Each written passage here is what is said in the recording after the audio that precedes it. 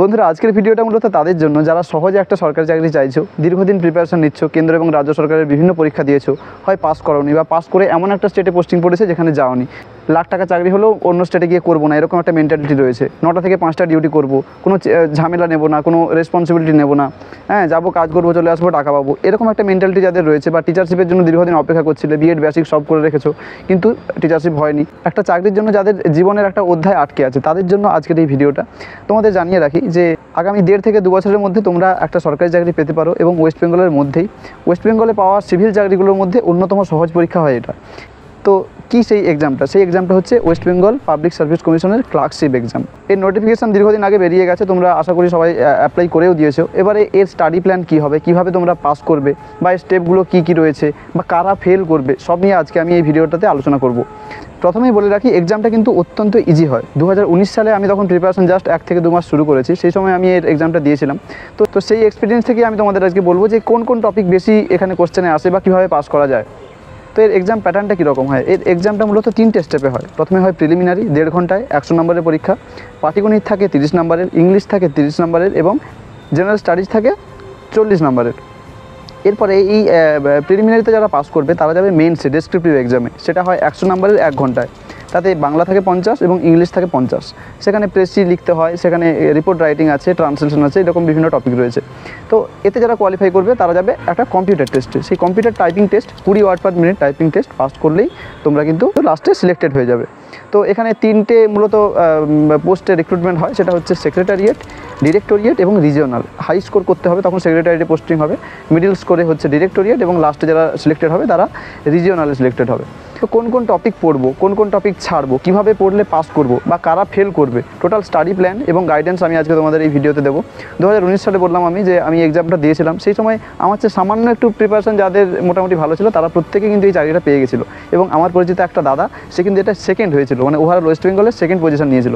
তো ভাবতেই পারো যে এর ডিফিকাল্টি লেভেল অতটা নয়। তোমরা সামান্য একটু প্রিপারেশন যদি নাও আজ থেকে, তবে কিন্তু তোমরা চাকরিটা পেতে পারো। তবে বলি যে অঙ্কে প্রথমে আসি যে অ্যারিথমেটিক, অর্থাৎ পাটিগণিতে কোন কোন টপিক আমরা কভার করব।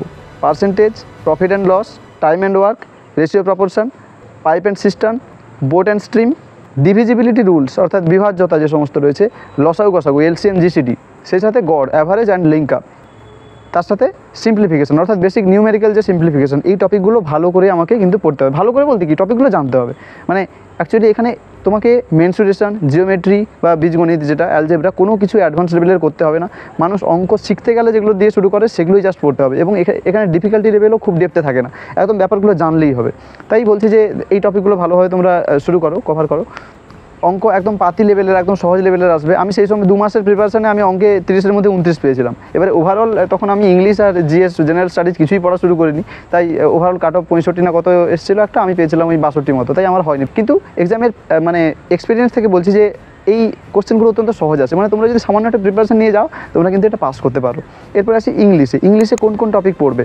ইংলিশে বেশিরভাগ এখানে আসে কিন্তু ভয়েস এবং ন্যারেশন থেকে, ভয়েস চেঞ্জ, ন্যারেশন চেঞ্জ, সেই সাথে টেন্স, তারপরে মোড অফ সেন্টেন্স, মানে তোমার মানে কী টাইপের সেন্টেন্স সেটা, এবং সেখান থেকে তার যে মানে কনভার্সন যেগুলো রয়েছে, মানে ধরো অ্যাসার্টিভ থেকে ইন্টারোগেটিভ, ইন্টারোগেটিভ থেকে অপটেটিভ, অপটেটিভ থেকে এক্সক্লামেটরি, এই ধরনের যে কনভার্সনগুলো, অ্যাসার্টিভ থেকে নেগেটিভ, হ্যাঁ এই কনভার্সনগুলো এখানে কিন্তু প্রচুর আসে। স্পেলিং এরর, যে কোথায় ভুল বানান রয়েছে, সেই সাথে ভোকাবুলারি একটা লাইট ভার্সন ক্যারি করতে হবে তোমাকে, মানে অ্যান্টোনিম, সিনোনিম, এগুলো কিন্তু আসে। হ্যাঁ সেই সাথে আমি বলবো যে প্রেপোজিশন এবং কনজাংশন, এগুলো কিন্তু তোমাদেরকে জানতে হবে। ইংলিশের প্রিপারেশনটা গেল। এরপরে আসি যে জেনারেল স্টাডিজ, তোমরা কীভাবে জিকে সিএটা রেডি করবে, মানে জেনারেল স্টাডিজটা কীভাবে রেডি করবে। দেখো এখানে তোমরা একটা জিকে বই ধরবে, সেই জিকে বই ধরে ওয়ান লাইনারগুলো পড়ে গেলেই হবে। কীরকম? ধরো একটা জিকে বইয়ে তুমি হিস্ট্রি টপিকটা ধরলে, তো হিস্ট্রি টপিকের একদম ওয়ান লাইনার শুধুমাত্র এই গান্ধীজির বিভিন্ন যে মুভমেন্টগুলো, কোন সালে কোন আইন পাস হয়েছে, বা কে কোন সময় গভর্নর জেনারেল ছিলেন, হ্যাঁ বা কোন বিপ্লবী কাজটাতে যুক্ত, এই যে ওয়ান লাইনার যেগুলো শুধুমাত্র সেগুলো পড়বে। হিস্ট্রি, জিওগ্রাফিরও এরকম ওয়ান লাইনার শুধুমাত্র। এখানে ইনডেপথ স্টাডির কোনো প্রয়োজন নেই, ওয়ান লাইনারগুলো পড়বে। ইন্ডিয়া এবং ওয়েস্ট বেঙ্গলের বিভিন্ন যে ভেজিটেশন বা ফিজিওগ্রাফিক ডিভিশন, রিভার সিস্টেম, বা তোমার অ্যাডমিনিস্ট্রেশন, সেই সাথে মিনারেলস, এই টাইপের যে টপিকগুলো সেগুলো শুধু ওয়ান লাইনারগুলো পড়ে যাবে। সায়েন্সেও সেই রকম শুধুমাত্র ওয়ান লাইনার, সহজ সহজ যে জিনিসগুলো, হ্যাঁ যে বা পিরিয়ডিক টেবিলের যে এইগুলো, বা অক্সিজেনের প্রপার্টি, এই যে জিনিসগুলো মোটামুটি আর কি সহজ সহজ জিনিসগুলো, ওগুলো পড়বে। আর মূলত এখানে বেশিরভাগ প্রশ্ন আসে পার্সোনালিটি থেকে, অর্থাৎ কোন ব্যক্তিত্ব কোন ফিল্ডের সাথে যুক্ত বা তার অবদান কোথায় রয়েছে, এইরকম কিন্তু প্রশ্ন প্রচুর আসে। আরেকটা ইম্পর্টেন্ট টপিক সেটা হচ্ছে স্পোর্টস। আমি একটা জিনিস লক্ষ্য করেছি যে পিএসসি ক্লার্কশিপে স্পোর্টসকে প্রচুর গুরুত্ব দেওয়া হয়, ন্যাশনাল এবং ইন্টারন্যাশনাল স্পোর্টসকে খুব গুরুত্ব দেওয়া হয় এখানে, যে কোন পার্সোনালিটি কোন স্পোর্টসের সাথে যুক্ত ছিলেন, কে কোথায় কী অ্যাওয়ার্ড পেয়েছে, এই টাইপের কিন্তু প্রচুর এখানে কোশ্চেন আসে। সেই সাথে awards and honours, books and authors, international যে সমস্ত হাইলাইটেড নিউজ সেগুলো জানতে হবে মোটামুটি টুকিটাকি। দেখো আমি যেটা বলছি যে বিশাল ভাস্ট কিছু এরকম না, তোমাকে শুধু ওয়ান লাইনারগুলো পড়ে যেতে হবে, এখানে ইনডেপথ স্টাডি করার কোনো প্রয়োজন নেই।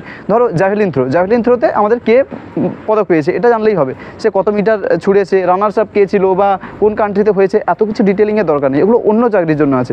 এটাতে শুধুমাত্র তোমাদের ওই যেটা না পড়লেই নয় সেটা পড়লেই এতে হবে। এরপর আসছে পেপার টু ডেসক্রিপটিভে, এখানে ইংলিশ আছে, যেখানে তোমাকে যে টপিকগুলোতে তোমাকে রিপোর্ট রাইটিং লিখতে হবে সেটা কিন্তু কারেন্ট বেশিরভাগ টপিক আছে, যে কারেন্ট কোনো ইস্যু বা কারেন্ট কোনো হাইলাইটেড নিউজ সেই রিলেটেড প্রচুর পরিমাণে এখানে কোশ্চেন আসে, তাই ওই রিলেটেড ছোটোখাটো ইনফরমেশন রাখতে হবে তোমাকে, যাতে ওখানে কিছু লিখতে পারো।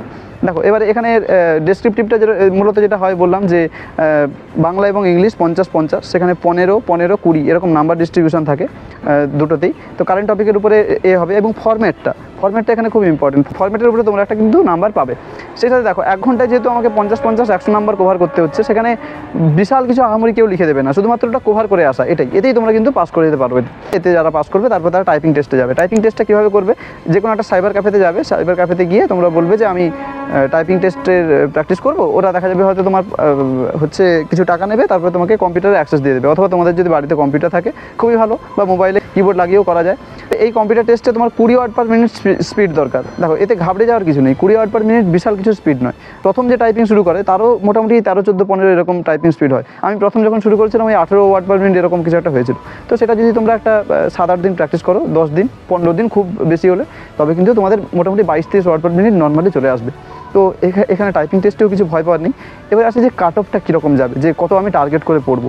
এখানে আমি বলে রাখি যে আনরিজার্ভড ক্যাটাগরি যারা, তাদের জন্য মোটামুটি ধরে রাখো যে 73-74 প্লাস নাম্বার পেতে হবে। এবারে আর ST/SC OBC যারা, তারা তো বুঝতেই পারছো এবারে একটু কমবে। তো সেই জায়গায় আমি বলবো যে দেখো 73-74 মানে নাম্বারটা 100-র মধ্যে পাওয়াটা এটা বিশাল কিছু ব্যাপার না। এখানে যে লেভেলের কোশ্চেন আসে সেখান থেকে আমি বলছি যে এখানে 74-75 পাওয়া বিশাল কিছু ব্যাপার নয়। হ্যাঁ, এখানে শুধুমাত্র তোমার ওই মানে নেগেটিভটা একটু কম করলেই হবে, মানে 0.25 নেগেটিভ রয়েছে, অর্থাৎ তুমি যদি 4টা কোশ্চেন ভুল করো তখন 1 নাম্বার তোমার বাদ যাবে। তো এই নেগেটিভটা একটু কম করার চেষ্টা করবে, আর ওখানে করে দিয়ে এলে মোটামুটি হয়ে যাবে। ফাইনালি সিলেকশনটা হবে পার্ট 1 এবং পার্ট 2-র যে নাম্বার সেটা যোগ করে ওভারঅল একটা তোমার কাট অফ তৈরি হবে। তার উপরে সিলেকশনটা হবে যে কি সেক্রেটারিয়েটে যাবে, কে ডিরেক্টরিয়েটে যাবে, কে রিজিওনালে যাবে। আর টাইপিং টেস্টটা কোয়ালিফাইং, ওটা কিন্তু কোনো তোমার এর কোনো নাম্বারের ব্যাপার নেই। তো কীভাবে পড়লে আমি চাকরিটা পেতে পারি, আমি বললাম যে কোন কোন টপিকগুলো কীভাবে পড়বে। এবারে স্টাডি টাইমটা আমি বলছি যে মোটামুটি ধরে রাখো যে সপ্তাহে 5 দিন আমাকে পড়তে হবে, আজকে 2 দিন বাদ যাবে। 2 দিন বিভিন্ন কাজ থাকে মানুষের, মানে 2 দিন ধরে বাদ দেবে না, 2 দিন নানা কাজে এমনিতেই বাদ চলে যাবে। সেটাতে প্রতিদিন মোটামুটি একটা 3 থেকে 4 ঘন্টা আমাকে পড়তে হবে। যেই সাবজেক্টে একটু উইক সেই সাবজেক্টটাতে তাকে 2 ঘন্টা দিতে হবে, আর বাকি দুটোতে 1 ঘন্টা করে। মানে তুমি ধরো অঙ্কে উইক, অঙ্কে 2 ঘন্টা দিলে, ইংলিশ আর জিএসে তোমরা 1 ঘন্টা করে দিলে, কেউ ইংলিশে উইক, এইরকম মানে জাস্ট প্যাটার্নটা চেঞ্জ হবে। পড়াশোনাটা হবে এইরকম। সেই সাথে মক টেস্ট অবশ্যই জরুরি, সেটা হচ্ছে পরীক্ষার আগে 30টা গুনে মক টেস্ট আমাকে দিতে হবে। এবং প্রথমগুলোতে যদি নাম্বার কমও হয়, লাস্ট 10টাতে যেন আমার 75 থেকে 80-র উপরে নাম্বারটা যায়। দেখো যায় মানে আমি টার্গেট নিয়ে পড়বো না, একটা back of the mind target থাকবে। তোমরা দেখবে নর্মালি যদি পরীক্ষা দাও, একটু স্টাডি একটু পড়াশোনা করলে এতে 80 অ্যাবাভ নাম্বার পাওয়া যায়, মানে সবগুলোতে নয় মোটামুটি পাওয়া যাবে। পড়াশোনা শুরু করো এখন থেকে, কারণ পরীক্ষাটা খুব বেশি দূরে নয়, এবং যেহেতু এরকম একটা সরকারি চাকরির হাতছানি আছে সামনে, এরকম একটা সুবর্ণ সুযোগ, সেটা কখনো মিস করবে না তোমরা।